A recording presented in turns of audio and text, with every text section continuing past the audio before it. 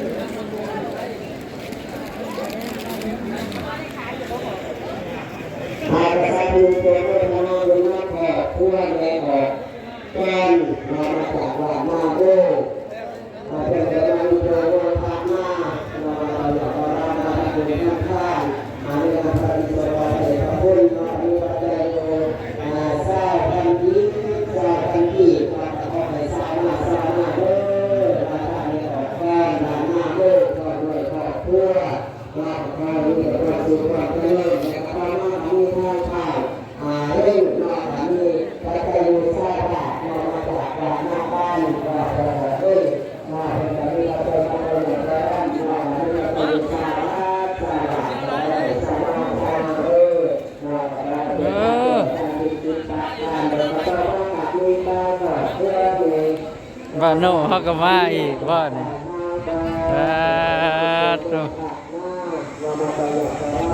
ก็มานั่งลี่กินคักแท้ดิ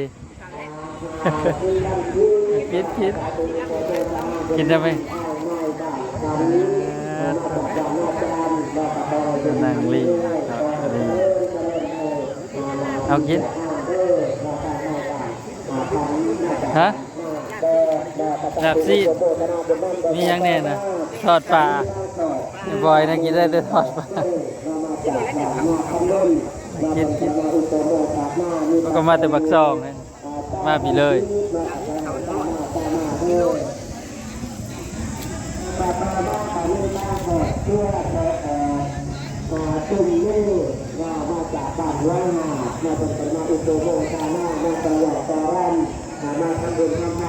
คนหลายเลยเนาะเซล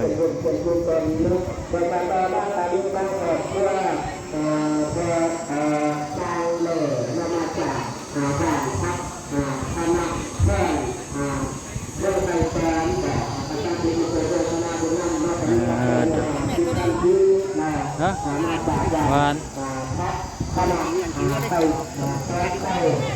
หวานเย็น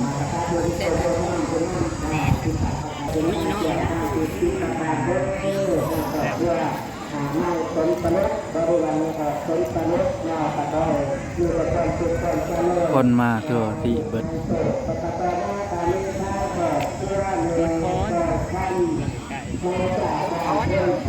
จะหย่อนได้มาอยู่บ้านมาพาเขามาจะหย่อนได้เวลาไปทำงานเราจะกินเดี๋ยวไปกินแล้วนะ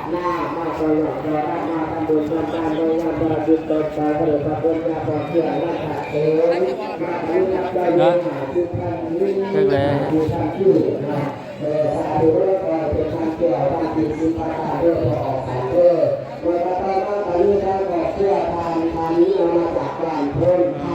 ลงทานมียังในลงทานฮะ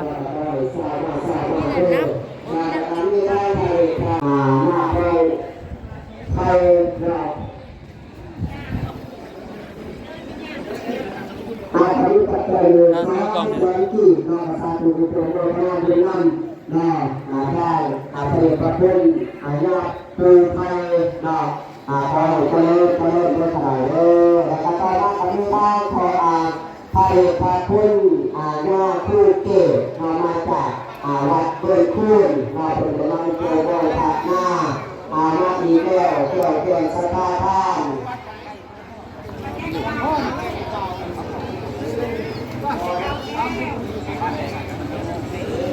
มาจากทางเมืองโคโค่มาดูหน้าแพรเลย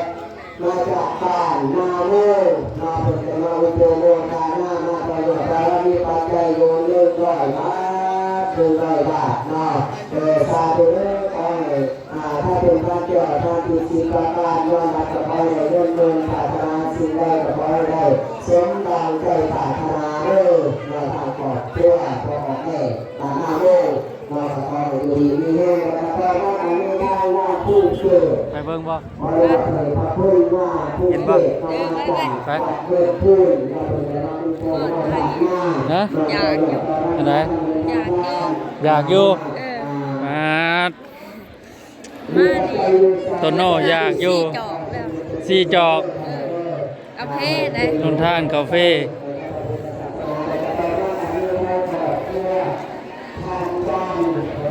อย่างยังอย่างน้ำนี้เอาไปเอา การสิกินเยอะ ฮะเอารถอันน้ำข้าวได้เด้อ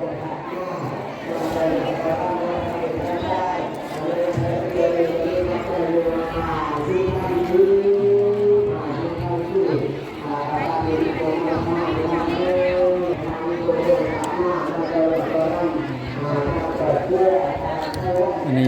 ศาลาเก่าเนาะพี่น้องแต่มีศาลาใหม่หลังใหญ่ดีพี่น้อง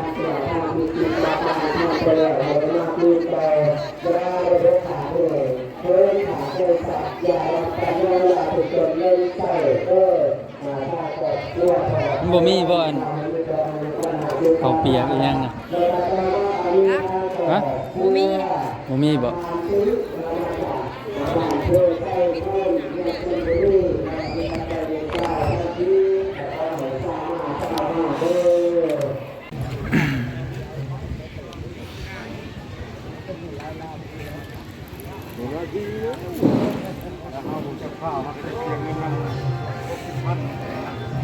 มันเจริญพรเด้อเป็นญาติโยมถ้าได้ยินเสียงอารมณ์ประกาศนะครับตาเทียนงานน้ำหลังเด้องานน้ำหลังเพราะว่าเราจะได้มีพิธีให้สรีระสังขารของพระเดชพระคุณเพื่อระลึกถึงคุณงามความดีที่พระเดชพระคุณโดยมีไว้ให้พวกเข้าสืบทอดก็คือได้นั่งผ้าสางวัดว่าอาราม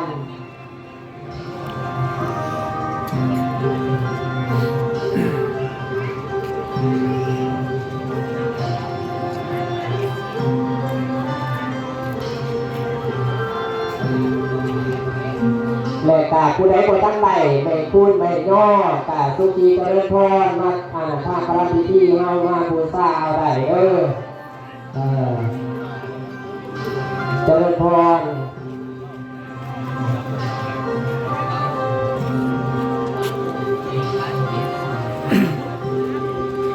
กำลังสิเคลื่อนศพนะพี่น้องเนาะกำลังสิเคลื่อนศพยาปูเกี้ยงนะพี่น้อง อะไรก็มีรถเด้อรถผู้ใดอยู่ท่าข่างสลายของท่านเจริญพรยักษ์ใหญ่ออกให้เด้อ มีแม่ขาวกับลายองค์นะพี่น้องเอ้ย1 2 3 4 เจริญพรเจ้าของรถท่าสีขาวหรออยู่ข่างสลายของท่านแล้วก็รถวีโก้รถตู้แม่บอก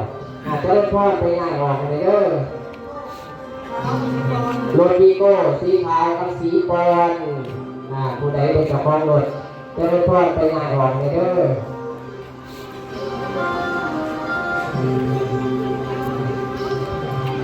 ขอต้นญาติโยมหลังจากสรีระสังของพระเดชพระคุณหลวงปู่เกียรตินัทเสนขน่อย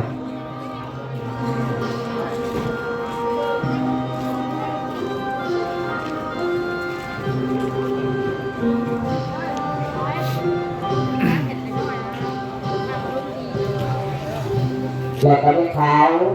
บวชจุ้งและก็จวดบวชจุ้งกับการเหยียบลงมายืนผ่าอยู่ทั้งลุ่นพี่ลงมายืนผ่าอยู่นี่เป็นแถวนี่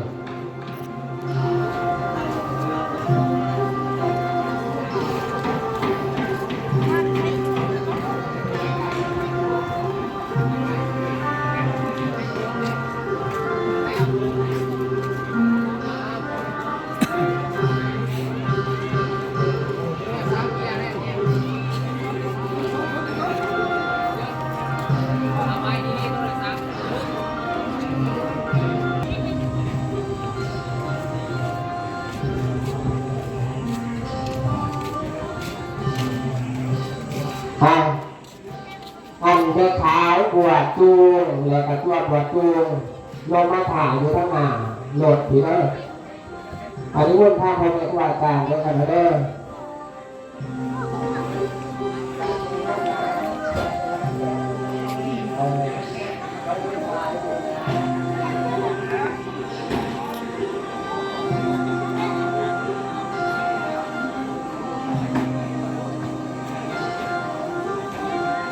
แม่ค้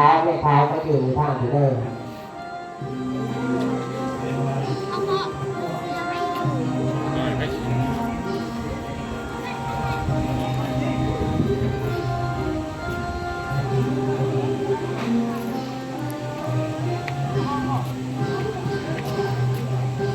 ป้ายทะเบียนรถเด้อก็จอด854สีบอลจะรถพรไปง่ายออกให้เด้อผู้ใดเป็นเจ้าของรถป้ายทะเบียนก็จอด8584จะรถพรเนี่ยเวลาจูงกับพ่อจูงย่างปานไหนจูงพอดีพองาม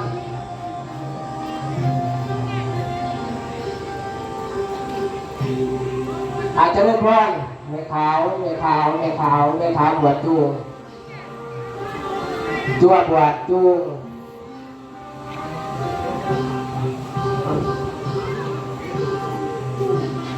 อาจจะเริ่มร้อนจากของรถดีโก้ขั้นสีปอนเด้อหมายเลขทะเบียนก็จอ8584จะเริ่มร้อนไปยัดง่ายออกมาเลย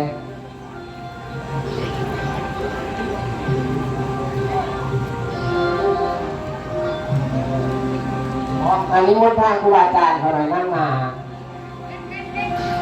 จะเป็นงานได้ขนาดเริ่มในเท้าอยู่ข้างหลังตัวถอยหน้ามาถอยหลังมาให้ครูอาจารย์คนจับหลังจากนั้นเราต้นยาโยมจะไปนั่งคนเด้อ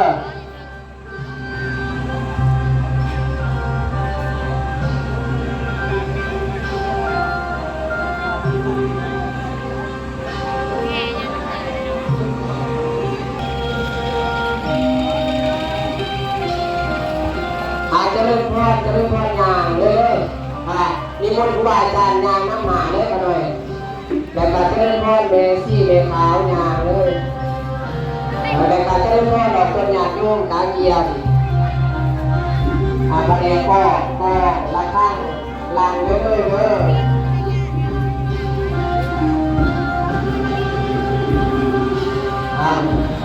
เด็กอยากกิน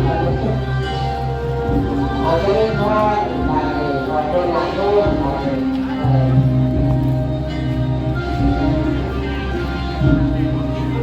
แห่อ้อมศาลา3 รอบนะพี่น้องเนาะก่อนสิไป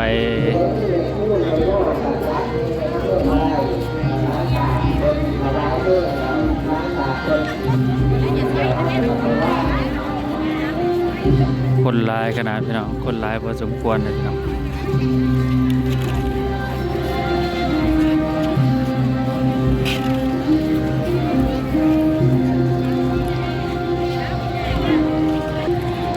บรรยากาศงานศพเนี่ยพอเกี่ยงเนาะ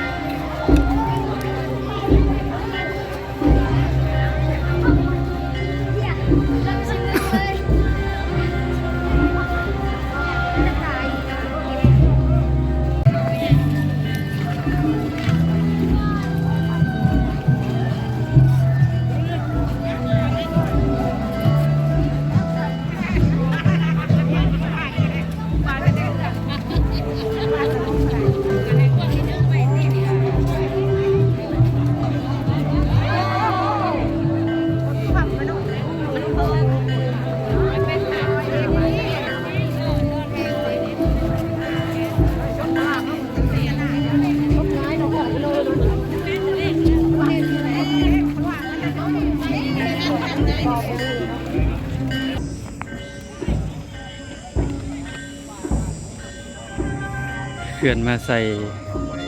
หมองสีเผานะพี่น้องเนาะ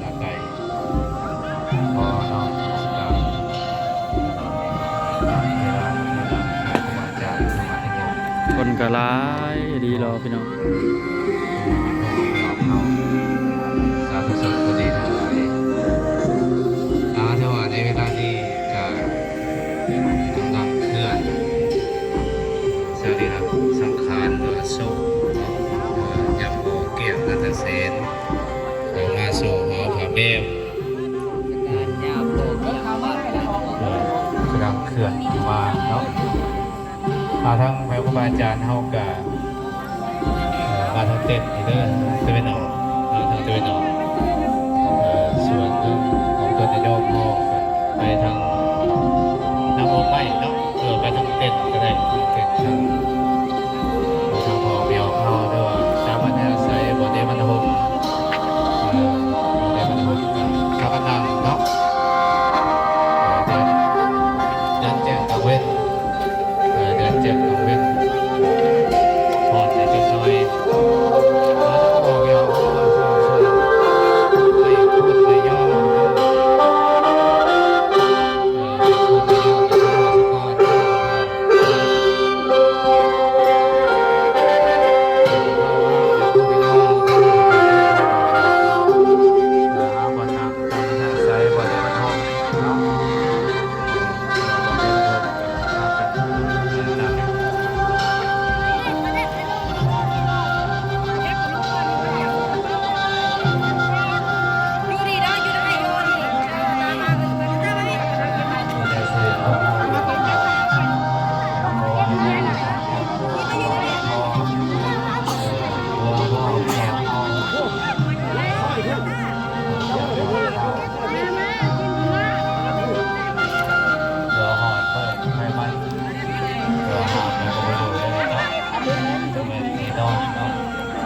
เกิดเกียร์เด็กดีใจของธรรมดาจะเป็นตายก็ตายวันสิ้นรับเด้อพี่น้องเอาลงก็เอาลงวันพุธพี่น้อง ไปซื้อส่งไหมไปซื้อส่งแล้วจะหายายไปได้ หีบลงก็เอาลงวันพุธเนาะเอาศพลงก็ลงวันพุธเพิ่นเสียชีวิตก็วันพุธวันสิ้นรับมรณภาพวันสิ้นรับวันพระใหญ่เนาะพี่น้อง อาจจะถูกชีวิตที่เกิดมาเป็น เสียเลยมามันคอยจะไปส่งเขา นะ ที่ผมก็ต้องที่จะเราจะได้ทางนี้เนาะก็คือทางจะผมเที่ยวทางประเทศคณะอพสเมืองประจำเขตนี้เจ้าปฏิการวัดบ้านหน่วยพวงวัดจินดาบุรพาวัดหลวงพ่อวัดสุนทรเองเนาะเป็นวันคณะโซนเลยนะ ตัวบัวคนเอาเนาะตัวบัวเนี่ยพอก็ต้องเป็นอย่างนี้คือกันชีวิตคนเอาก็เหมือนลำไม้น้อยก็หล่นใหญ่ก็หล่นสุกก็หล่นคือว่าเป็นไปตามกฎเกณฑ์ของธรรมศาสตร์ คนร้ายเลยครับ ว่าเป็นไปตามกฎเกณฑ์ธรรมศาสตร์เพื่อเรียนเรียบร้อยเนาะนี่ คนร้ายพี่น้องร้ายกว่าอันงานปลงศพเนี่ยพอโฮมอยู่บ้านน้องแต่อีกเลยพี่น้อง วันนี้เขามาส่งเนี่ยพอ เนี่ยคนร้ายพี่น้องพวกห้านขายเครื่องขายของขายเสื้อผ้าก็มีพี่น้อง เนี่ยพอก็จะเป็นเนี่ยทางเจ้าคู่ก็ไปส่งชีวิตเขาเกิดมาบนนี้อย่างเนาะเดี๋ยวเราตามพยายามความดีไว้ก่อนที่เขาเก็บไว้สั่งเป็นความดีไว้ แต่ยังมีห่มมีอย่างอยู่ บรรยากาศงานศพเนี่ยพอเกี้ยงนะพี่น้องบ้านห้วยม่วงพี่น้องคนร้ายดีเราพี่น้อง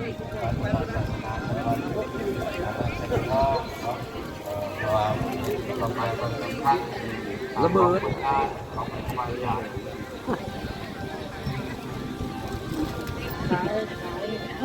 ใจหนึ่ง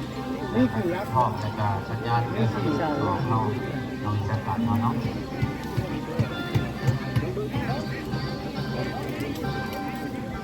พี่น้องเราชมหอดขอทอดยาละชุดคนนี้วันละชุดเลย